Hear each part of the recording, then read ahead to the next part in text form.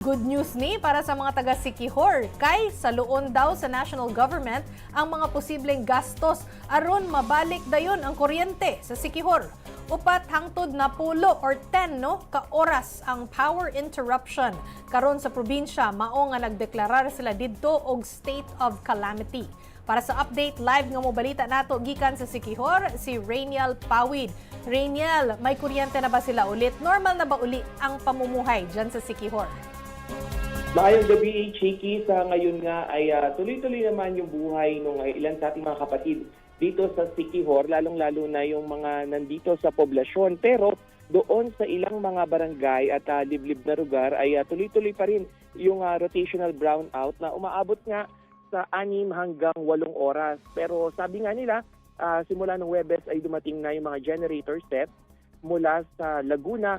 At kanina naman ay dumating na rin yung galing ng Palawan. At kung ma-install yan within the next 24 hours ay sabi nila bukas by Sunday or July 15 ay magtutuloy-tuloy na nga o yung supply ng kuryente dito. Pero Chiki, ang kanina ang mga nakausap natin na mga kapatid natin dito, sinabi nila na mahirap pa rin yung kanilang pang-araw-araw na gawain dahil nga napuputol yung kanilang linya at ng tubig dahil kung walang kuryente ay wala ring tubig. Yung isa nga naabutan natin na ang ginagamit na panlaba ay yun lamang kanyang sinalok o inigib doon sa mga nagdaang ulan. So tubig ulan yung kanyang pinanlalaba at yung ilan namang matatanda hindi na mo problema para sa kanila eh. Ang problema sa ngayon yung mga apo at yung mga anak nila na tuwing gabi ay hindi rin naman makatulog dito. Pagdating naman sa turismo, Chiki, ang inaalala nitong mga hotel owners,